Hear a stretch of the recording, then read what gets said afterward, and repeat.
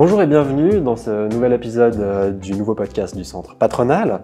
Aujourd'hui, nous avons la chance d'accueillir comme invité Monsieur Gilles Walzer, associé responsable chez PVC Lausanne. Bonjour. Depuis le 1er juillet 2024. Gilles Walzer, vous avez plus de 20 ans d'expérience chez PVC. Vous avez travaillé dans les bureaux de Neuchâtel, Genève, évidemment Lausanne, mais aussi, on y reviendra plus tard, à San José, en Californie, aux USA. Nous sommes aussi aujourd'hui avec Jean-Blaise Roggen, responsable de la politique fiscale au Centre Patronal. Bonjour. Bonjour. Alors pour commencer, parlons de compétitivité fiscale internationale. En ce qui concerne, ça peut être les personnes morales, mais aussi les personnes physiques. Par votre expérience, votre parcours, quels sont pour vous aujourd'hui les principaux enjeux, ceux qui sont dans votre cœur d'intérêt, votre cœur de cible? C'est une question assez vaste. Non, mais je dirais, de façon générale, je dirais que la Suisse a déjà beaucoup d'atouts. Centrée sur l'Europe, je crois qu'on a une économie qui est très portée sur les services, mais aussi l'industrie, ce qui est important, contrairement à d'autres pays qui nous entourent ou d'autres pays qui seraient plutôt nos compétiteurs. Donc je dirais qu'on a une économie qui est vivace, qui est composée de multinationales, mais aussi de sociétés familiales, locales, avec une très forte compétitivité entre elles et des compétences en matière de recherche, de développement, d'innovation qui sont là, que je trouve particulièrement intéressants et bons. Donc on peut construire là-dessus. En 2004, quand j'ai commencé, c'était vraiment un peu une morne pleine. On était au début des accords bilatéraux avec l'Europe et c'est là qu'on a vraiment senti une très forte demande de la Suisse, une très forte poussée de la Suisse. De par les qualités que je viens de discuter, mais aussi essentiellement grâce à l'arrêté Boni puis aux allègements fiscaux. Bien sûr. Si vous regardez maintenant entre Lausanne et Genève, au bord de l'autoroute, le nombre d'entreprises qui sont installées, c'est toutes des entreprises qui sont venues à partir de 2005, 2006. On a eu l'ouverture des frontières par rapport aux collaborateurs étrangers. La combinaison avec les allègements fiscaux, et ça a fait venir ce boom d'entreprises qui, comme j'aime un peu le dire dans le canton de Vaud, ont grandement contribué à mettre le canton de Vaud sur le devant de la scène en termes de compétitivité, à faire croître le canton de Vaud, croître le PIB et réduire la dette. Parce qu'en 2004, je crois que le canton de Vaud avait un problème de dette qui était avéré, et on sait qu'aujourd'hui, c'est plus vraiment le cas. Et je pense que la question que je me pose ici, c'est comment est-ce qu'on peut retrouver un influx en 2025 un peu similaire à ce qu'on a découvert il y a une vingtaine d'années environ. On se recherche un petit peu, puis c'est intéressant parce que je pense que les fondamentaux sont toujours là. On a des entrepreneurs qui sont innovants, on a des compétences en termes de personnel, de diversité de personnel qui sont là. On a les PFL a aussi énormément grandi, s'est renforcé pendant ces 20 ans. On a des pôles industriels qui sont aussi beaucoup développés. Donc je dirais les fondamentaux sont là. Mais j'ai l'impression qu'on devrait retrouver un deuxième dynamisme, ou dynamisme fiscal, ou dynamisme économique, ou que les deux se remettent ensemble afin de repartir un petit peu comme il y a 20 ans. Ouais. C'est très vrai, et je pense même qu'il y a une forme de stagnation, voire en fait de régression. Avec l'arrivée en fait de Glo, par exemple, on a un petit peu créé une sorte de level playing field avec les taux d'imposition. On a depuis les RFFA plus de statuts fiscaux, donc ils ont disparu, ils ont été remplacés par la patent box, la super déduction pour la R&D, mais voilà, il y a quand même des cadres très stricts pour ces deux outils. Et on n'a pas trouvé de relais fiscal pour le développement de cette région. On n'a pas réussi parce qu'en fait, voilà, il y a une question de volonté politique, il y a une question de cadre légal au niveau international. Mais là, je pense qu'il y a un fort besoin de second souffle. Moi, je partage complètement le constat de départ qui est vrai, c'est tout à fait juste de dire qu'on a un excellent terreau, mais il faut vraiment le nourrir, ce terreau. Autrement, on a une forte concurrence et je crois que les grands groupes dont vous parliez sont un petit peu en train de changer leur plan par rapport à la Suisse, ou alors ils désinvestissent, ou alors les projets en fait de développement sont un peu dans le placard. Même certains commencent à partir, parce qu'en fait, on a un gros problème de structure de coûts. Et pour remédier à ça, il n'y a pas de miracle. Il faut aussi qu'on place, et c'est peut-être le point clé, en fait, la concurrence fiscale sur d'autres plans. Il y a tout le plan, en fait, purement fiscal, mais aussi tout le plan parafiscal ou les aides publiques, les subventions qu'on met souvent sous le chapeau fiscal, à tort ou à raison, mais qui sont clés. Vous êtes d'accord dans développement en fait des. Tout à fait. Donc c'est vrai que à l'époque, lorsqu'on octroyait des réductions d'impôts, c'est vrai que c'était intéressant. Mais ce qui se passait par rapport à ce qu'on appelle le bottom line d'une entreprise, quelque part, c'était une subvention un petit peu indirecte dans le sens où l'État renonçait à certains rendements, mais qui permettait à l'entreprise de compenser des charges de structure plus élevées, que ce soit des charges de loyer, ou d'infrastructure ou de personnel. Donc je dirais pour l'entreprise, le bottom line était plus intéressant en Suisse que s'ils étaient ailleurs. Maintenant avec Globe, voilà, dès l'instant où vous êtes en dessous de 15, vous remontez à 15% de taux effectif. Donc réduire l'assiette de l'impôt ou réduire la charge fiscale, certes, ça peut toujours être intéressant, mais c'est pas ce qui va me démarquer substantiellement, même de mon voisin français ou italien, parce que eux ont un coût du travail qui est beaucoup plus faible. Et alors, justement, en Suisse, quelle est la marge de manœuvre pour les cantons ou pour la Suisse en général pour se démarquer de ses voisins européens, de ses voisins internationaux? C'est un de nos points faibles. C'est à la fois un de nos points forts sur un plan politique, mais c'est aussi un de nos points faibles en termes de réactivité par rapport à d'autres pays centralisés qui, eux, prennent rapidement des décisions fortes, qui ont déjà une répercussion immédiate. Nous, les mécanismes sont lents, il y a beaucoup de consultations, etc. C'est pas un reproche qu'on fait à la Suisse, hein. C'est l'ADN de ce pays qui fait que, voilà, la réforme prend du temps. Mais de facto, ça nous donne un désavantage concurrentiel par rapport à des pays qui sont beaucoup plus réactifs que nous. Et puis aussi, un deuxième point qui est important, c'est de dire que aujourd'hui, la concurrence fiscale, elle est sur tous les plans. Il y a les personnes morales qui ont longtemps eu le devant de l'affiche. Maintenant, il y a aussi tous les à côté. Il y a tous les traits liés à la fiscalité, en fait, des expatriés qui accompagnent les multinationales, l'impôt sur la fortune, l'impôt sur le revenu, les compensations sous forme de stock options. Toutes ces choses-là, en fait, font que maintenant, les pays ont des nébuleuses de tax incentives qui englobent beaucoup de paramètres et pas un seul paramètre. On prend Singapour, ils ont un catalogue incroyable depuis une vingtaine d'incitations fiscales sur tous les plans. Pour les personnes physiques, pour les personnes morales, pour les secteurs industriels, financiers. Et nous, on a quelques secteurs ciblés sur lesquels on est présent et on les applique de manière vraiment stricte, vraiment rigide et on ne s'est pas renouvelé sur le plan de l'offre. Je ne sais pas si vous partagez ce point de vue. C'est vrai que travailler sur le taux de l'impôt de la personne morale, c'est plus forcément ce qui va vous démarquer des autres. Donc, on va rentrer dans des incentives qui sont au niveau de la fiscalité des personnes physiques, au niveau d'aide d'État, des subventions. Je crois qu'on est assez libéraux les deux dans l'âme. Et je rejoins aussi ce que Mme Keller-Souter disait à une certaine époque, ou le reste du Conseil fédéral. La Suisse n'est pas un pays de subvention. On n'aime pas subventionner. On aime créer un terreau fertile, mais donner de l'argent comme ça à des entreprises, c'est vrai que c'est un peu contre nature. Je crois que la réalité change un peu. Nos compétiteurs, vous avez mentionné Singapour, mais on peut parler aussi de l'Irlande, hein. C'est des pays qui sont assez similaires aux nôtres, je dirais en termes de structure, en termes de taille, en termes d'importance économique. Eux, ils sont complètement désinhibés par rapport aux subventions. Et je pense pas qu'on parle pour ces deux pays-là de pays nécessairement socialistes ou de gauche, prompts à subventionner tout et n'importe quoi. Donc, je pense qu'il y a véritablement aussi une tendance à prendre par rapport à ce type d'incentive. Après, on peut choisir politiquement de pas rentrer dans ce domaine-là, mais il faudra trouver d'autres moyens de rester compétitif. Exactement.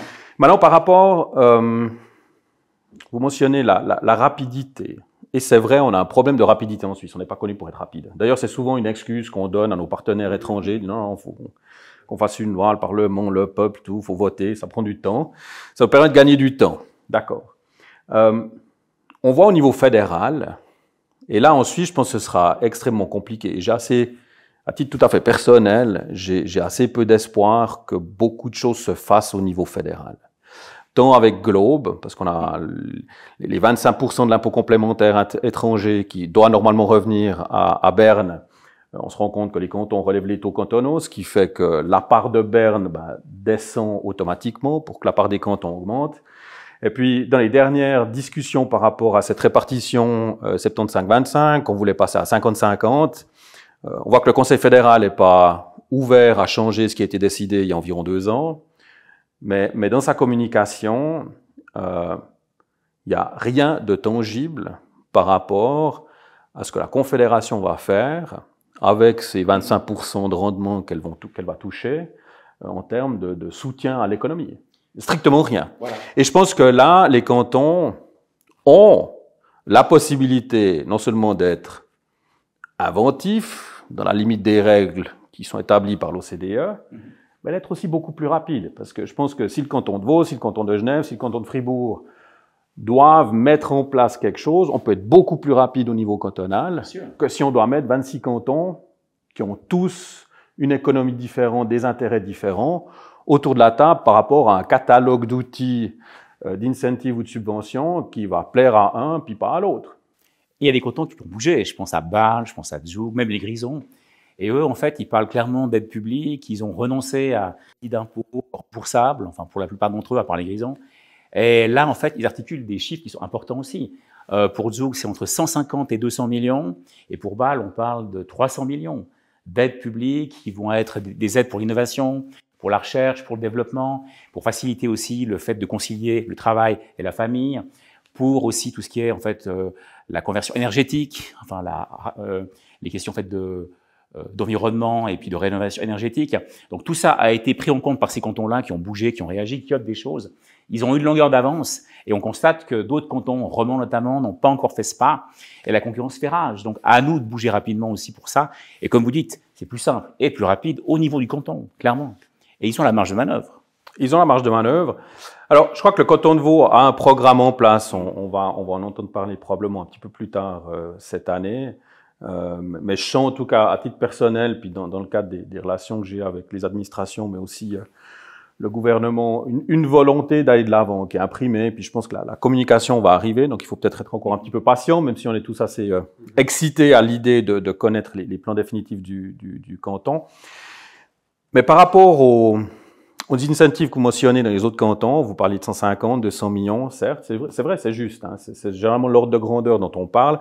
Je crois qu'à Bâle, on était à 300, c'était la proposition du gouvernement. Une commission des finances voulait monter à 500, avec aussi une répartition de ces fonds plus exclusivement sur les entreprises, mais aussi une sorte de redistribution au niveau de la population. Donc je pense que c'est aussi un compromis que je trouve particulièrement intéressant aussi dans le cadre de débat politique avec probablement une votation populaire. Je pense qu'il faut aussi être un peu créatif par rapport à ça et inclure le maximum de bénéficiaires. Mais c'est là que c'est intéressant. Généralement, on dit que les Suisses alémaniques sont toujours un petit peu plus pragmatiques ou plus, je dirais, à respecter les libertés individuelles. Donc, moins nécessairement à subventionner. Puis on se rend compte que l'initiative par rapport à ces concepts-là vient de gens dont on s'y attendrait peut-être un petit peu moins. Mais par rapport au montant, moi je pense que là, il faut ouvrir un débat assez intéressant. Est-ce qu'on sait aujourd'hui ce que la patent box ou la déduction R&D ou le step-up coûte au canton? Ah, le canton communique peu là-dessus. Hein. Et ça, je trouve intéressant parce que est-ce que 200 millions, c'est suffisant? Est-ce que 500 millions, c'est suffisant? Est-ce que la valeur qu'apportent ces entreprises touchées par Globe, mais aussi les grosses PME qui ne sont pas encore dans le scope de Globe, est-ce que leur valeur ajoutée dans le canton est de 200 millions, 300 millions, 500 millions? Et respectivement, lorsque vous êtes une entreprise soumise à Globe, vous bénéficiez d'une patent box, vous bénéficiez d'un allègement fiscal, vous bénéficiez de toutes sortes d'incentives qui vont être annihilés de par cette réforme. Ça va vous coûter un certain montant d'impôts supplémentaires. Oui, mais en même temps, il y a beaucoup de retombées indirectes, en fait. Et comment est-ce qu'on mesure cet impôt complémentaire? Et moi, c'est aussi ça, je trouve, la question qui est assez intéressante. Parce que, pour moi, on peut dire, le canton va investir, a les moyens d'investir X millions, mais d'un autre côté, qu'est-ce qui va encaisser de plus du fait que ces incentives n'auront plus les effets escomptés? Oui, alors, c'est un très bon point. Et en fait aussi, il y a le fait dans tout ça que la réaction du canton, en fait, elle va être dictée par une question de pérennité. Ce qu'on veut, c'est garder le substrat fiscal. Et pour le garder, il faut se donner les moyens de le garder.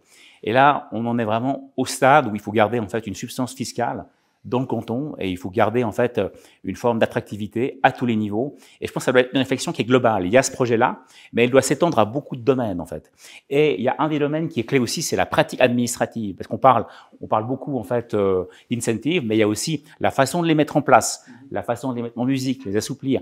Maintenant, On a beaucoup de classements en fait qui parlent voilà de la compétitivité sur le plan en fait de la complexité, de la mise en place des incentives ou de la complexité de l'application de la loi.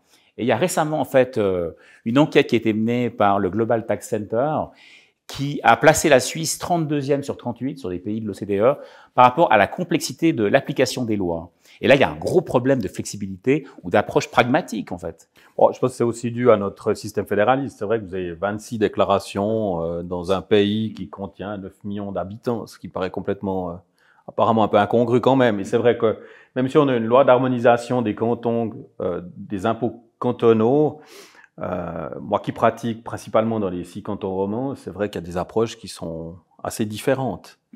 Mais d'un autre côté, ça participe à la compétitivité.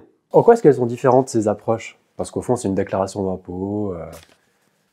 Alors bon, vous avez la compétence tarifaire reste la compétence des cantons. Hein, donc fixer des montants de déduction, fixer un taux d'impôt, ça, je veux dire, cette loi d'harmonisation ne le traite pas du tout. Mais je dirais les approches.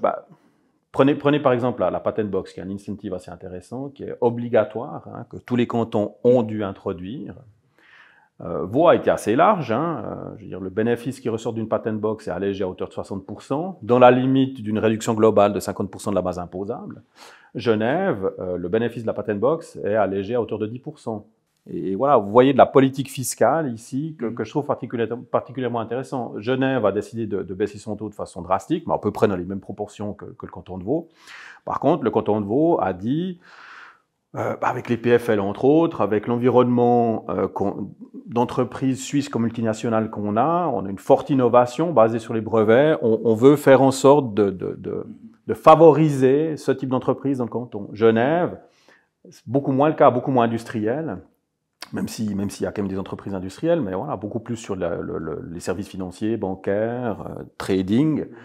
Trading, il y a peu de brevets. Hein, donc, c'est vrai qu'il n'y avait pas nécessairement, au niveau politique, au niveau économique, un sens à être aussi large que ça. Maintenant, est-ce que c'est pas aussi le moment de réfléchir, encore une fois, je veux dire, si on doit introduire des mesures incitatives comme des subventions, pourquoi pas rouvrir la loi sur ce sujet et l'agrandir, l'augmenter. Je pense qu'on doit aussi se rendre compte, particulièrement dans le canton de Vaud, on a des PME qui ne sont pas dans ce scope de globe, qui font face à des challenges immenses, la force du franc suisse, l'énergie, le coût de l'énergie qui augmente, la difficulté d'avoir accès à certains marchés. Pensez aussi aux barrières tarifaires que les États-Unis mettent en place maintenant, mais après, vous avez toutes les grandes économies qui vont commencer d'entrer dans ce système-là.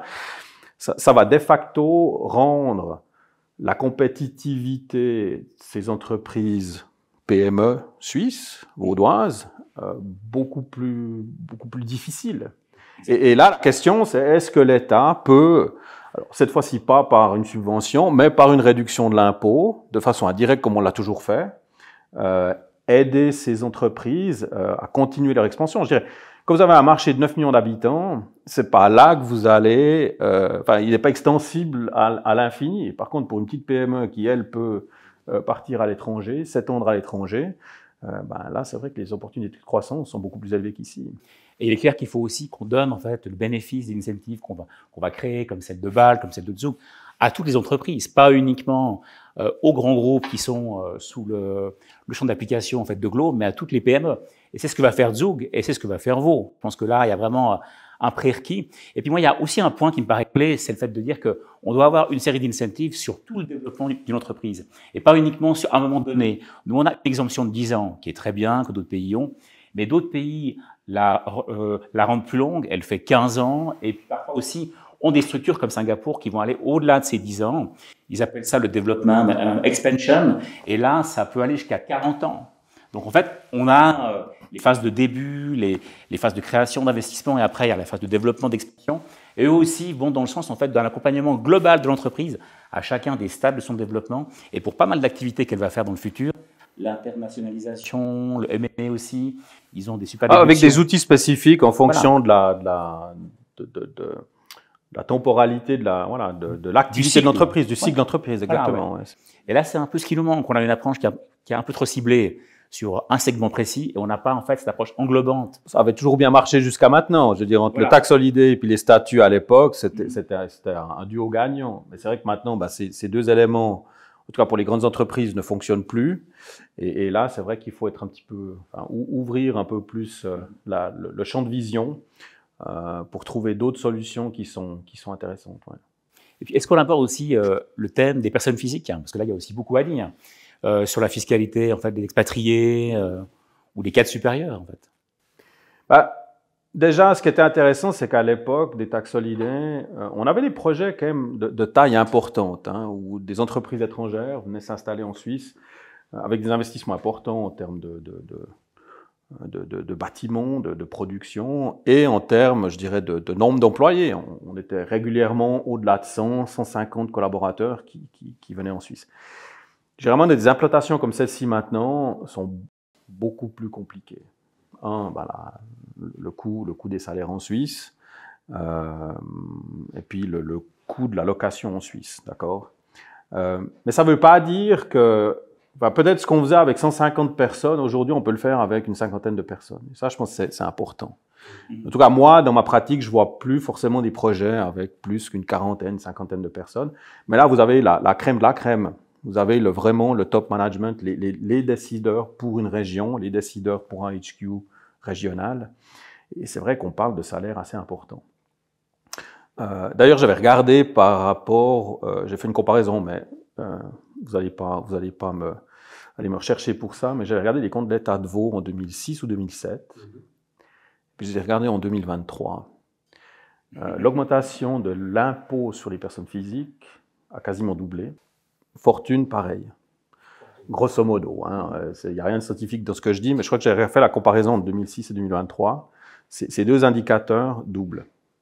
Puis ce qui est aussi intéressant, je crois que ça c'est Est-ce que les dépenses doublent aussi? Alors, j'ai pas regardé les dépenses. Ou elles triplent. J'ai pas regardé les dépenses. Mais voilà, je pense que ça montre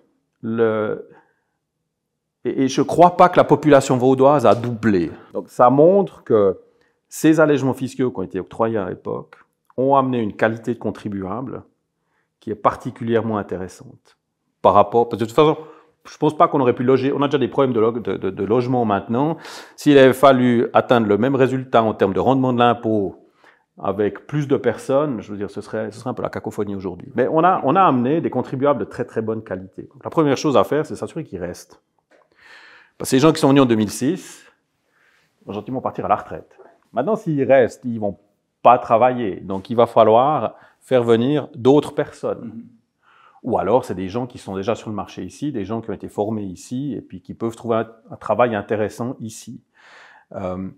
Et là, je pense que c'est le prochain challenge, en tout cas des cantons romands, c'est comment attirer des groupes en Suisse romande, sachant qu'à des niveaux de rémunération qui vous permettent de doubler le rendement de l'impôt en 15 ans, vous parlez de salaires particulièrement élevés, donc de revenus imposables particulièrement élevés. Et je veux dire, la différence, elle est flagrante. Quand au roman, on est à plus de 40% pour ces niveaux de revenus-là. Après, on peut se comparer à Bâle, à Aarhus, Zurich, on est autour des 30%, donc il y a quand même environ 10 points de moins. Je pense que ce serait bien d'avoir l'ambition de redescendre à des niveaux comme la Suisse centrale, autour des 20-25. Mais je crois qu'il faut aussi être réaliste. Mais je pense que si on peut rentrer un peu plus dans la moyenne intercantonale. Déjà baisser de 12%, ce serait déjà une première étape qui serait très valable par rapport à la compétitivité de ce canton. Mais il y a aussi un point qu'il faut rappeler, c'est qu'en fait, on manque d'inventivité, on manque de créativité, on manque aussi d'activité par rapport à des pays qui ont déjà mis en place ce type en fait d'incentive. Je pense notamment, mais il y a beaucoup de pays, et ça en fait, vous l'avez montré de manière très claire, qui ont ce type en fait d'abattement fiscal sur le salaire en fait des expats, des gens très qualifiés, jusqu'à 30% pour les Pays-Bas par exemple. Et ça, en fait, ce serait une solution qui est d'autant plus importante pour nous, comme vous le disiez aussi très justement, qu'on a des taux relativement élevés en comparaison avec d'autres cantons de Suisse centrale ou d'ailleurs. Et c'est vrai que là, ça ferait une différence majeure en faveur de cantons comme nous, qui ont malgré tout une structure tarifaire qui est très élevée. Donc en fait, c'est d'autant plus important pour nous quand on rement d'avoir ce type de flexibilité. Et même sans aller jusque-là, une approche beaucoup plus pragmatique, beaucoup plus flexible sur les plans d'intéressement du personnel, par exemple, serait clé aussi. Donc il y a vraiment toute une nébuleuse de choses, toute une panoplie qu'il faut qu'on crée ou qu'on recrée, parce qu'en fait, voilà, les solutions qui marchent longtemps ne sont pas toujours celles qui seront pérennes jusqu'à la fin des temps. Il faut savoir se renouveler, s'ajuster à l'évolution du temps. Et là, on n'est pas sur les règles de Globe. On a une grande marge de manœuvre. Exactement. Et ouais, alors on a une grande marge de manœuvre. Je vais un petit peu tempérer ça. C'est là qu'il faudra être assez créatif, parce qu'on parlait de la loi d'harmonisation des impôts sur le revenu. On peut pas non plus faire tout et n'importe quoi. Cette loi fixe un cadre que les cantons doivent respecter. Mais je pense qu'il y a des moyens encore une fois, d'être un peu créatif. Et on peut la modifier, cette loi. Ouais, alors, il faudra passer par le Parlement suisse. Voilà, les lenteurs que ça implique. Les lenteurs que ça implique. Mais il y a beaucoup de choses qu'on peut faire au niveau d'ordonnance. Exactement. D'ordonnance sur les frais, expatriés, d'ordonnance, voilà, genre de choses. Je veux dire, ce que le canton de Vaud a fait avec le rétif, qui est gouverné par voie d'ordonnance. Enfin, c'est un règlement du Conseil d'État, mais c'est l'équivalent d'une ordonnance. Voilà, est-ce qu'on peut avoir quelque chose qui va dans ce sens-là? Moi, je pense que ça vaudrait la peine d'être analysé. Parce que ce qu'on voit beaucoup aussi, et moi je le vis, pas dire quotidiennement, mais tous les mois, encore une fois, le terreau roman, vaudois en particulier, reste un terreau intéressant, un terreau fertile. Et à l'époque, on faisait vite le calcul, on a des impôts sur les personnes morales relativement faibles, donc on peut aller là, on a des compétences techniques, on a le personnel, on a tout ce qu'il faut, l'infrastructure. Maintenant qu'on n'a plus ces avantages au niveau de la personne morale, c'est vrai que celui qui décide et qui gagne bien sa vie, il va se dire, OK, bon, je peux venir ici, c'est 40%, je peux aller là, c'est 22%. Donc, bon, Et parlons d'un cas très précis, parlons du départ de la SGS de Genève pour aller sur Zoug. C'est une illustration, en fait, que rien n'est jamais acquis. On parlait, en fait, d'une compagnie qui était là depuis presque 140 ans, je crois, hein, ou un peu moins, 125 ans, mais depuis très longtemps, et qui faisait partie, en fait, du gratin des grands groupes genevois, qui était une sorte d'institution, etc., mais qui a quand même quitté le canton de Genève pour aller sur Zoug. Donc c'est un signe fort. Et là, je crois que la fiscalité des personnes physiques n'est pas pour rien. Alors, si on lit la presse, c'est vrai que c'est un des éléments qui ressort du déménagement, mais on lit aussi, il y avait un article dans la GFI ce matin, qu'apparemment à Zoug, le mètre carré de bureau est aussi 20-30% meilleur marché qu'à Genève. Ce qui est stupéfiant par rapport au manque de place. Enfin, on est un petit peu surpris, parce que c'est vrai que Zoug, un petit territoire avec énormément de bâtis déjà, on pensait qu'il était particulièrement bien exploité, donc les prix allaient augmenter, mais apparemment c'est pas le cas. Donc bon, là, on est dans une autre type de concurrence. Hein, ouais, c'est vrai. Mais je pense que ce que vous dites est juste. On peut avoir été à Genève ou dans un autre endroit pendant plus de 100 ans. Il y a plus d'acquis. Exactement. Il y a plus d'acquis. Ouais. Et je pense que ça doit nous faire un petit peu réfléchir par rapport à comment est-ce qu'on attire des nouveaux. Ça, c'est toujours important. Et je pense qu'il faut se renouveler comme ça. C'est aussi un moyen de dynamiser l'économie, de faire venir d'autres compétences, de faire venir d'autres spécialités, diversifier tout ça. Mais comment est-ce qu'on garde ce qu'on a déjà? Voilà. Et en termes de concurrence intercantonale, est-ce que ça veut dire qu'au fond, la marge de manœuvre, elle est plutôt sur les personnes physiques, donc pour indirectement attirer les entreprises, ou est-ce qu'il existe quand même encore en Suisse, en compétition intercantonale, une marge de manœuvre auprès de l'imposition de mesures qui touchent directement les personnes morales? Ou est-ce que c'est plutôt limé maintenant? Oui, à la marge, je dirais qu'il y a quand même en fait des possibilités en termes d'amortissement, en termes d'évaluation d'actifs, il y a beaucoup de possibilités. Mais c'est vrai que le champ des possibles, c'est beaucoup restreint.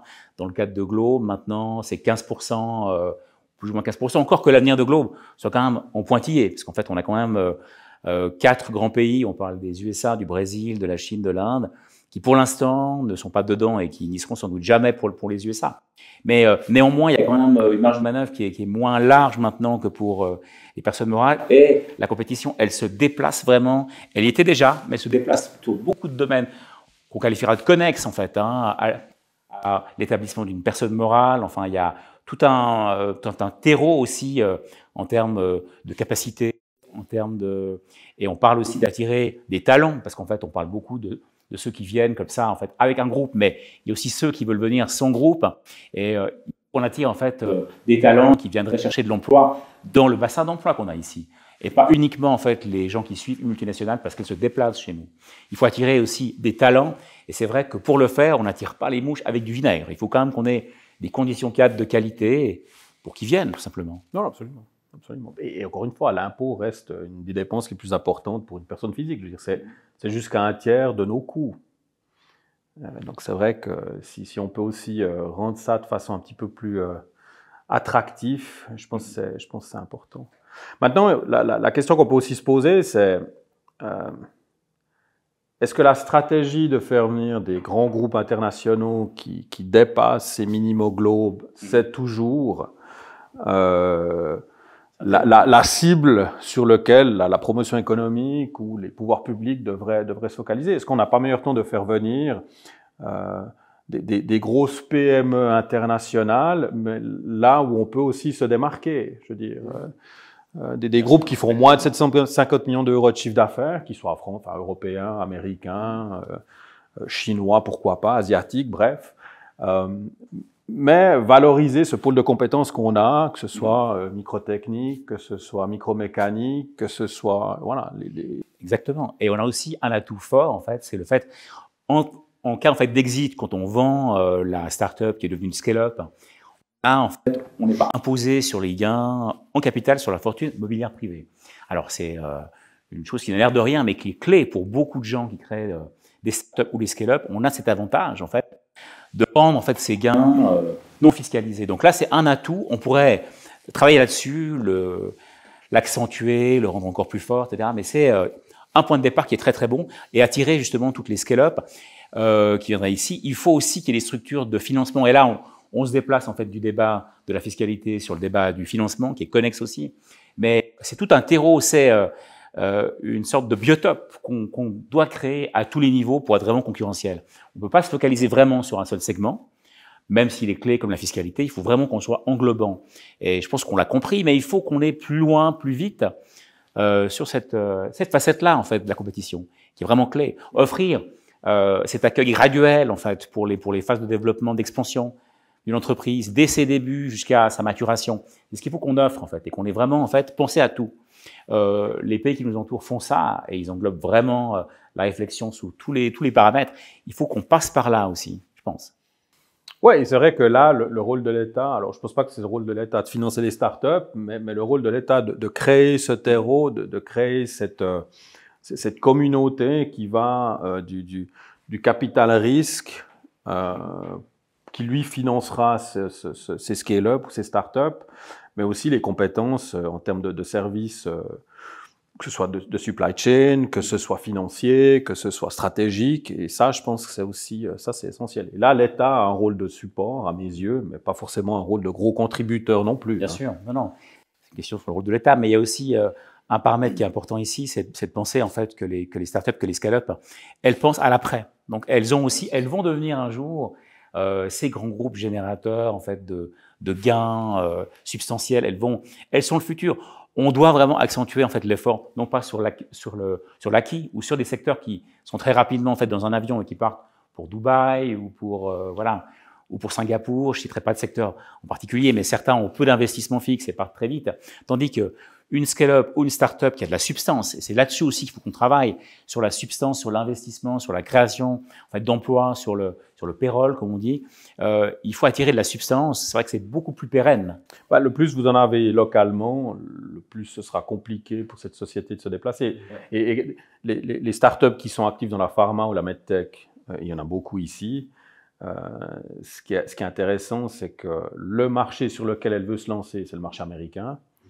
Donc, il y aura des fonds américains qui vont venir aider ce développement.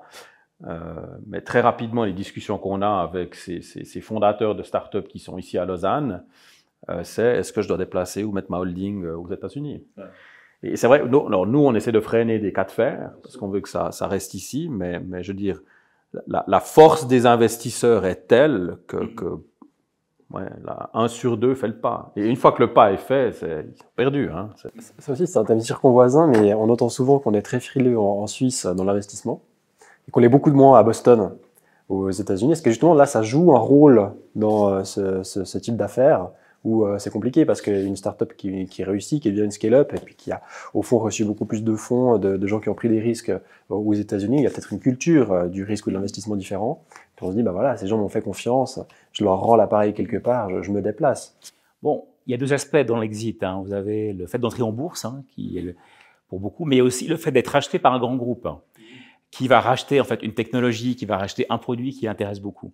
Et souvent, ces gros groupes sont basés, en tout cas pour le medtech ou pour la pharma, aux USA ou dans les pays européens. On a aussi grands groupes pharma, mais il y a les 2 aspects en fait. On fait un exit quand on va sur les marchés, quand on va en bourse. Il y en a quelques-uns qui le font, mais beaucoup sont rachetés par des grands groupes hein, et entrent dans l'escarcelle comme ça, de multinationales en fait, qui vont les développer, qui vont les porter sur le marché et qui ont un ingrédient que ces petites sociétés n'ont pas encore, des réseaux de distribution, des réseaux en fait de développement final pour les médicaments. Donc il y a tout ça aussi qu'il faut regarder. Et c'est vrai qu'on doit garder quand même un terreau complet. On doit avoir toute la panoplie en fait des groupes, depuis les petits jusqu'aux gros. C'est encore une fois, je pense que la métaphore du biotope, c'est la bonne, parce que là vraiment on doit avoir en fait des grands animaux au sommet de la chaîne alimentaire, et puis des animaux qui vont grandir, qui vont gravir cette chaîne pour atteindre, Non, et puis je veux dire, c'est la première start-up qui réussit son exit, que ce soit IPO ou reprise par un groupe étranger, va aussi motiver d'autres entrepreneurs à suivre. Je veux dire, vous créez, encore une fois, vous créez un biotope, vous créez un terreau qui va favoriser l'entrepreneuriat, qui va favoriser les développements, qui va aussi créer une certaine confiance par rapport aux autres marchés et qui vont ancrer un endroit spécifique sur la carte de hub où ce genre de succès peut arriver. Et ça, je pense que c'est important. Et c'est un cercle qui est vertueux, en fait. Une fois qu'on a enclenché ce cercle, eh ben, tout s'enchaîne. Comme vous dites, en fait, il y a une question d'image, on est aussi sur la carte. Et il faut être sur la carte, en fait, quand on regarde en termes d'investissement, en termes de développement. On doit être sur la carte, on doit être dans les 4-5 derniers concurrents, en fait. Dans un concours de beauté, c'est aussi un peu des beauty contests, hein. Donc, on doit être dans les 4-5 derniers concurrents et être sur la carte, en fait, de ces choix-là. Et c'est une question aussi de réputation, il faut la soigner. On a des atouts forts, hein. On a des écoles polytechniques qui marchent très très bien. Beaucoup de startups sur Vaud, on a quasiment le même nombre de startups qu'à Zurich. C'est un atout maître, en fait. Maintenant, il faut leur faire passer un cut. Comme on dit. Alors, il faut un peu les succès. Je pense qu'il faut que beaucoup de startups comme ça aient une aura qui se développe au-delà de la Suisse, internationale, pour qu'on crée encore cet appel d'air, d'accord. Mais ce qui est aussi important, c'est que combien de temps est-ce qu'il a fallu pour qu'on arrive là? Ouais. Une vingtaine d'années. Combien de temps est-ce qu'il peut se passer si tout d'un coup le momentum commence de faiblir? Combien de temps est-ce qu'il vous faut pour être sorti de la carte, sorti du club? Très vite. Et ça, je pense que c'est aussi une réalité. Quelque part, moi, ce que je constate un petit peu depuis ces 20 dernières années, c'est qu'on est monté en puissance très très fort. Maintenant, je sens qu'on a un peu un plateau. La question, c'est, on en revient au début de la discussion, faut le second souffle maintenant. Je pense que c'est OK d'être un petit peu plateau, faut se reposer, faut un peu se réinventer, se reposer les bonnes questions, trouver les nouveaux outils, trouver les bonnes idées, mais assez repartir assez vite derrière. Et là, je pense la réactivité, la capacité de prendre des décisions rapidement. Et je dis pas forcément que des bonnes décisions. Il peut aussi y avoir des décisions qui sont mauvaises, mais on se rend compte rapidement et on change. Voilà. Et là, c'est vrai que ces discussions au niveau du canton seront beaucoup plus efficaces que si on essaie d'avoir ça à un groupe beaucoup plus large au niveau de la confédération ou même au niveau d'une région globale. C'est d'autant plus vrai qu'on a quand même des segments très contrastés par canton. Chaque canton a ses spécialités, la pharma baloise, le trading genevois, le secteur financier, sur Genève, Zurich. Nous, on est assez diversifié. Et c'est un atout fort du canton de Vaud, parce qu'on a pas mal de secteurs très différents. On a de l'industrie, on a aussi les services financiers, bien sûr, on a de l'assurance, on a du trading même, quelques gros groupes, en fait, sur la côte. Et voilà. Donc là, on a un atout maître qui est ça. Mais c'est d'autant plus important pour nous, Vaudois, d'avoir une gamme d'incentives qui soit large, parce qu'on a un tissu économique qui est lui-même très large. Donc il faut continuer de soigner ça et il ne faut pas segmenter en fait l'aide qu'on va donner, il faut l'élargir. En termes de taille, vous l'avez dit, c'est important de le faire pour les PME aussi. En termes de segment industriel, c'est pas la peine vraiment de faire du ring fencing. Déjà, on n'aime pas trop ce concept à l'international, mais il faut vraiment élargir le plus possible en termes de gamme. Et je pense que l'exemple singapourien est pas mal. On a quand même des exemples qui fonctionnent. Après, la Suisse n'est pas Singapour. On va comparer, c'est comparable. Il y a quand même un contexte très différent, une cité-État très verticalisée, un pays fédéral avec 26 cantons ou demi-cantons. Comparons, c'est comparable. Mais en tout cas, là, on a une gamme de possibles qui est intéressante, dont on peut s'inspirer, qui est très très large, la plus large possible. Je pense que c'est dans cette direction-là qu'il faut aller, clairement. Et puis, ne pas oublier les PME. Je veux dire, on parle aussi toujours des PME qui vont toutes passer par une phase assez à court terme de transmission d'entreprise. Et là, on le voit énormément avec nos services M&A. L'activité au niveau M&A augmente maintenant. C'est un peu anticyclique, c'est ça qui est intéressant. L'année passée, on a fait énormément de travail justement sur l'expansion de groupe, l'introduction de pilier 2. L'activité M&A était moins poussée, mais maintenant c'est un petit peu l'inverse. Et je pense que ça, c'est un élément important, parce que si des groupes, des entreprises familiales doivent être remises, et si c'est pas remis à la famille, on peut se trouver dans une situation où des groupes étrangers seront intéressés à racheter ces entreprises suisses. Et là, je pense qu'il faudra aussi être inventif pour les inciter à rester. Voilà, on a et aussi... à continuer de se développer. Je pense que c'est aussi ça qui est important, ouais. C'est continuer l'investissement, pas juste acheter l'entreprise, mais continuer de pérenniser l'outil de production ou de développement. On a aussi en fait des tas d'exemples de groupes mûrs historiques, je pense à Firmenich, qui ont été rachetés. Je prends encore un exemple genevois, je suis désolé, mais ceux qui me viennent à l'esprit, qui a été racheté par un groupe hollandais et le siège social a été déplacé sur les Pays-Bas. Aujourd'hui, il y a sur l'Argovie, voilà, mais elle est cotée à la bourse des Pays-Bas, et voilà. Donc le groupe consolidé a plutôt un effet de balancier qui va sur les Pays-Bas. Il y a, après chaque acquisition, chaque fusion, un effet de balancier vers un pays. Il y a toujours, c'est terrible à dire, mais un gagnant et un perdant. Et on doit faire en sorte, nous, d'être le gagnant, d'être celui dans lequel l'acquéreur veut rester. Et même on doit pouvoir, en tant que cadre, pouvoir attirer en fait un acquéreur qui se dit voilà, c'est l'occasion pour moi aussi de venir en Suisse et d'acquérir un segment d'activité que j'ai pas encore, qui est dans ce pays, et d'y bâtir mon quartier général mondial. Et là aussi, on crée un cercle vertueux, puis on crée une nébuleuse, parce qu'en fait, on parle souvent des multinationales comme une sorte d'espérando qui peut comme ça du jour au lendemain quitter un pays pour un autre. Non, ils créent des réseaux en fait, ils créent toute une nébuleuse d'entrepreneurs qui travaillent avec eux dans la région où ils s'implantent, même pour un quartier général. Donc, on enclenche là encore un cercle vertueux qui est positif. Il ne faut pas voir en fait en antinomie les multinationales et les PME. Elles sont en symbiose. Elles travaillent ensemble bien souvent. Les grands groupes ont des fournisseurs. Les grands groupes créent des start-up, créent des spin-offs aussi. Quand ils séparent en fait un de leurs segments. Amènent des connaissances, je veux dire. Vous avez des gens qui viennent travailler pour des grands groupes qui ensuite changent de carrière et se recyclent dans des start-up ou des entreprises locales. Donc ça amène cette mixité, ça amène cette diversité de compétences, de savoirs qui après booste l'économie à mes yeux. Hein. Exactement. Un thème qu'on pourrait encore aborder maintenant, c'est celui du bénéficiaire effectif de l'impôt anticipé. Je sais que c'est un thème qui vous intéresse. Est-ce que vous pourriez l'expliquer, le vulgariser rapidement? Ouais, je pense que c'est un thème c'est intéressant parce qu'on parlait de compétitivité de la Suisse au niveau international, et puis c'est un thème que le Conseil fédéral a traité avant les fêtes de Noël, justement en réponse à une motion parlementaire qui visait justement à favoriser la compétitivité des entreprises suisses ou des entreprises en Suisse. C'est vrai que c'est un peu une dichotomie du droit fiscal suisse en matière d'impôt direct, d'impôt sur le bénéfice.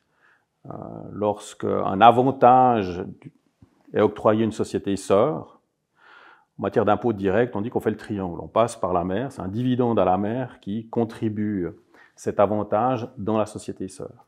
D'accord ? Par contre, en matière d'impôt anticipé, l'avantage passe entre les deux sœurs. Puis vous me direz, finalement, l'impôt anticipé, c'est un impôt de garantie, donc si les deux sœurs sont en Suisse, la société paye l'impôt anticipé, la société sœur le récupère, and so what. Et c'est vrai, je veux dire, c'est une question de cash out, cash in, c'est une question de temps. mais au final, il ne se passe pas grand-chose. Il se passe quand même qu'il y a des intérêts de retard qui sont prélevés, puis en fonction du temps qui s'est passé et des montants qui sont, entre guillemets, échangés, ça peut faire des montants assez colossaux. Il y a des questions de droit pénal, puis on a vu la semaine passée, il y a un arrêt fameux du tribunal fédéral qui est sorti, qui a conclu à la condamnation pénale d'un comptable d'une entreprise multinationale qui ne s'était pas rendu compte qu'il avait fait une prestation appréciable en argent à une des sociétés sœurs du groupe et qui s'est retrouvé à titre personnel devant le juge pénal. Il était condamné à 8 000 francs d'amende, donc ce sera inscrit à son casier judiciaire. Donc c'est toujours, je dirais, c'est une ligne qui n'est pas forcément très glorieuse sur le CV d'un comptable. Donc voilà, on arrive aussi dans ces... Et je pense que ce cas de la semaine passée met aussi en évidence aussi, à juste titre quand même, la dureté du droit fiscal. On parle de la Suisse comme étant un Eldorado de fiscalité, mais je veux dire, quand tout se passe bien, c'est parfait. Si les choses ne sont pas faites tout à fait correctement, ça devient véritablement un enfer. Mais encore une fois, à juste titre, je veux dire, je suis pas là pour dire que la soustraction ne devrait pas être réprimée, au contraire. Il y a une incohérence aussi par rapport à la théorie du triangle. Alors, il y a justement une incohérence. Ouais. Ouais. Il y a justement une incohérence. C'est que si vous faites juste un impôt anticipé, vous faites faux au niveau des impôts directs et vice-versa. Donc, la question qui se pose ici, c'est finalement pourquoi est-ce que deux impôts ne peuvent pas avoir les mêmes notions et les mêmes conséquences? Voilà. Et on revient à cette notion aussi de complexité, où on est très mal classé, on est 32e sur 38. Et là, c'est un très bon exemple qui illustre ça, en fait. Et si on prend la vraie vie d'une entreprise, quand on parle d'une maison mère et d'une filiale, eh ben, la maison mère contribue sous forme de contribution au capital. Elle reçoit après des dividendes. Donc, c'est assez logique d'avoir cette approche en triangle où on a une mère en haut, des filiales dans la base du triangle. Pourquoi ne pas l'appliquer aussi à l'impôt anticipé? Ce serait logique.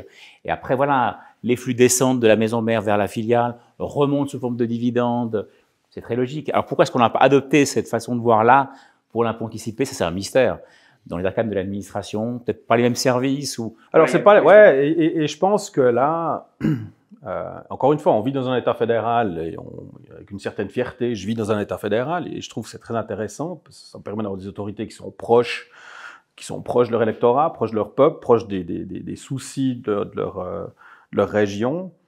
Mais on arrive avec un petit peu des incongruités comme celle-ci où deux états de fait identiques sont traités de façon différente. Et ça n'aide pas, je dirais en termes de bureaucratie, ça n'aide pas en termes d'efficacité et c'est même se tirer une balle dans le pied, je dirais, au niveau de la compétitivité. Comment je vais expliquer à un groupe américain que la Suisse est le seul pays qui dit je fais un cadeau à Jean Blaise plutôt qu'un cadeau à... Alors que tous les autres pays du monde disent non, on fait un cadeau à notre mère commune. Et on arrive dans des situations où quand c'est pas deux entreprises suisses qui se font des cadeaux entre elles, mais une est suisse, l'autre est étrangère, vous avez de l'impôt à la source résiduelle, 15%, les intérêts de retard, les pénalités, et puis le pays étranger qui refuse de signer des formulaires afin que la Suisse puisse récupérer une partie. Parce que personne ne reconnaît cette fiction du bénéficiaire direct. Tout le monde applique la théorie du triangle. Et je pense que là, une harmonisation des impôts, pas juste des impôts directs, mais une harmonisation des impôts, que ce soit l'impôt anticipé, le droit de timbre, la TVA, les impôts sur le bénéfice ou sur le revenu, devrait intervenir. Même dans un État fédéral, je pense que ça, c'est une réforme qui doit être pensée. Sinon, notre système fiscal va devenir encore plus complexe que ce qu'il n'est maintenant. Et je pense pas que c'est bon pour l'économie. Un système fiscal juste, qui prélève un impôt juste pour financer des prestations de l'État, tout le monde l'accepte. Un système fiscal qui est un petit peu cabossé et puis qui a des règles incongrues comme celle-ci, on aura de la peine à l'accepter. Et rajouter encore globe par-dessus, puis ça vous fait une jolie cacophonie. Voilà. Un beau millefeuille en fait de complexité et puis difficulté. Mais votre point il est très juste quand on apprend que qu'un comptable a été condamné pénalement pour une prestation appréciable en argent. Donc on peut la qualifier voilà de transaction liée au prix de transfert à l'étranger. On n'a pas cette notion de prestation appréciable en argent, mais ça se sait. C'est des choses qui sont faites connues de beaucoup de gens, qui sont véhiculées en fait et qui créent de mauvaises réputations très rapidement. Alors je dis pas que c'est un péché véniel. C'est vrai qu'il faut faire attention avec ce qu'on fait quand on a des transactions intra-groupes. Elles doivent se faire selon le principe de pleine concurrence, il faut le respecter de manière stricte. Hein. Donc, c'est le dealing at arm's length qu'on a depuis des décennies dans le domaine des prix de transfert. Mais c'est vrai que de là à condamner pénalement un comptable qui était de bonne foi, qui a jamais pensé vouloir commettre un délit pénal, jamais quand il a rempli sa déclaration d'impôt ou signé des contrats intragroupes, il imaginait qu'un jour, il allait être traîné devant une cour pour un délit pénal. Donc là, en fait, c'est un signe très négatif qu'on donne. Alors, je dis pas qu'il faut favoriser l'impunité, mais il faut être dans la mesure quand on sanctionne et surtout dans le pragmatisme et la flexibilité quand on crée des réglementations, quand on les applique. Et là, c'est le maître mot et c'est avec ça qu'on pourra être concurrentiel. Je rappelle que lorsque vous êtes condamné pénalement pour une soustraction fiscale, si vous êtes bénéfice d'un permis d'établissement B ou C, votre permis peut être supprimé. Pas tout à fait rien.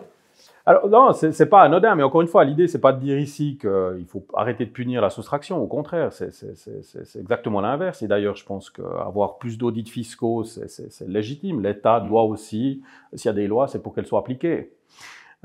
Donc, ne pas poursuivre serait faux. Ne pas auditer serait faux. Au contraire. Mais je pense que c'est vrai qu'on arrive ici, enfin il y a des décisions qui sont prises et qui sont confirmées par les tribunaux qui montrent une certaine force de répression de l'État, qui encore une fois, c'est son rôle, mais est-ce qu'on veut vraiment aller jusque-là? Je veux dire, dans un autre domaine qui est la circulation routière, avec Via Sicura, on s'est aussi rendu compte que ce que le législateur avait prévu à un certain moment allait peut-être un petit peu trop loin. Il y a eu des discussions qui ont commencé après coup au niveau du Parlement fédéral pour un petit peu aplanir tout ça. Et encore une fois, je pense que un des grands domaines de la fiscalité qui existe, mais qui a été un petit peu laissé de côté au niveau de l'harmonisation, c'est vraiment la procédure, tout ce qui est disposition pénale, fiscale. Et ça, je pense que c'est important qu'on puisse aussi avoir plus de clarté, plus d'homogénéisation dans ce domaine-là. Ouais. Et c'est clair qu'aussi à l'étranger, on regarde beaucoup les paramètres de sécurité, de prévisibilité et puis de stabilité, en fait. Donc, si on n'offre pas ces trois caractéristiques, hein, du point de vue de l'application de la loi fiscale, notamment, on a un gros problème parce qu'on veut de la prévisibilité, de la stabilité, de la sécurité. On n'a pas envie d'avoir une épée de Damoclès sur les épaules constamment. Ça, ouais. Encore une fois, c'est vrai qu'on ne va pas faire l'apologie de la soustraction fiscale. C'est pas, comme vous disiez, c'est pas le but de ce débat. Mais il faut quand même un minimum de stabilité, de sécurité, de visibilité pour que tout le monde s'y retrouve. Donc, il faut qu'on balise un tout petit peu le terrain et que les règles du jeu soient claires dès le départ et qu'on ait unifié un peu la pratique. C'est ce qu'on demande juste, hein, l'unification de la pratique entre les impôts directs et l'impôt anticipé. C'est compliqué dans le sens d'une approche qui est conforme à la vie de l'entreprise, qui est la théorie du triangle, qui est vraiment ce que vit un groupe au quotidien. Donc c'est ça qu'on demande, c'est pas vraiment la mer à boire, comme on dit en vaudois. Et peut-être pour conclure, parlez-nous un petit peu de votre expérience à San José. Est-ce que c'était différent du canton de Vaud, le conseil fiscal en Californie? Ah, si vous voulez, moi c'est une expérience qui m'a ouvert les yeux. C'était complètement, ça n'a strictement rien à voir avec ce que je pouvais faire ici. Non, c'était bon. Quand j'ai commencé ma carrière, je travaillais énormément sur plutôt les PME, petites entreprises. Hein. J'ai commencé ma carrière à Neuchâtel, donc on n'est pas connu pour avoir des entreprises forcément de taille importante. Donc moi, c'était beaucoup l'horlogerie, les PME. Ensuite, j'ai fait de la fiscalité internationale en venant travailler plus régulièrement à Lausanne et Genève. Mais je dirais que cette expérience aux États-Unis, je suis arrivé dans un pays, c'était début 2011, donc on subissait encore pleinement les effets de la crise de 2008. Et quand je suis arrivé aux États-Unis, paradoxalement, cette région de San José, San Francisco, c'était le boom. Facebook se préparait à faire son IPO. Apple, c'était 3 ans après le lancement de l'iPhone. Et c'était un îlot c'était un îlot d'énergie, alors que le reste des États-Unis licenciait, je veux dire, toute l'industrie automobile des États du Nord était complètement ravagée. Et on vivait là au milieu, j'étais avec ma femme, on était mariés depuis 4 mois, donc on était dans un îlot de bonheur, au niveau personnel déjà, complètement décalé par rapport à la famille, plus personne qui était près de nous. Et donc, je dirais, au niveau personnel, c'est une expérience qui était vraiment enrichissante. Et puis, au niveau professionnel, l'état d'esprit n'a rien à voir hein, ici. Si vous voulez, ici, avant de commencer une tâche, vous allez vous demander qu'est-ce qui va mal se passer. Et probablement, vous n'avez pas commencé votre tâche parce que vous avez peur de ce qui va mal se passer. Et aux États-Unis, l'état d'esprit est complètement différent. C'est commencer quelque chose. Alors, je dis pas qu'ils commencent les choses de façon irréfléchie, mais si on va dans un domaine qui est nouveau, qu'on connaît pas, ben c'est ok de faire faux. C'est ok de faire faux. C'est ok de se tromper. Ouais. Contre, ce qu'on attend de vous, c'est que vous ne fassiez pas la même erreur deux fois. Et ça, pour moi, c'était un enrichissement en termes de mindset qui était vraiment flagrant. Quand je suis revenu ici, j'ai vraiment senti aussi le retour. On avait peu évolué sur ces domaines-là, maintenant beaucoup plus. Maintenant aussi sur l'anecdote, je me souviens m'être pointé à mon premier rendez-vous client aux États-Unis, habillé costard, cravate, de la même manière que je me serais habillé en partant pour me faire saluer par le CFO en short. Et c'est vrai qu'on a aussi, par rapport à, si je continue sur cette anecdote, ben je vois qu'ici on est habillé assez décontracté, même si on est toujours en chemise et puis veston, mais c'est vrai que là-bas, on était dans un monde véritablement différent. C'est une bulle qui n'avait rien à voir avec le reste du pays et de ce que j'avais pu connaître jusqu'avant à ce moment-là. Mais c'est aussi un pays qui arrive à se réinventer très rapidement. On le voit, hein, je veux dire. Ils peuvent passer d'une extrême à l'autre, que ce soit politique, que ce soit économique, que ce soit technologique, d'une façon extrêmement rapide. Et je pense que cette capacité à prendre des décisions, à les tester, à faire faux, à les ajuster, c'est quelque chose qui devrait aussi un peu nous inspirer dans ces moments, comme on l'a dit pendant l'heure qui s'est écoulée ici. Justement, pas avoir peur d'arriver avec des nouvelles idées. Si elles sont fausses, on s'en rend compte rapidement, puis on prend d'autres décisions. J'aime beaucoup votre terme « se réinventer » en fait. Exactement ce qu'il faut qu'on fasse. On a été bon pendant longtemps, on n'est pas si mal aujourd'hui, mais il faut maintenant qu'on se réinvente. Votre exemple, il est parfait. On peut l'appliquer à ce qu'on vit aujourd'hui, en fait, à une forme de renouvellement, à une forme de pensée créative. Et voilà, donc il faut vraiment qu'on passe ce cap, qui est peut-être mentalement difficile, mais qui est pratiquement indispensable. Qui est indispensable, ouais. Qui est indispensable. C'est des bons termes de conclusion. Je vous remercie, messieurs, pour cette conversation. Et voilà, on a terminé. Merci encore. Merci pour votre invitation.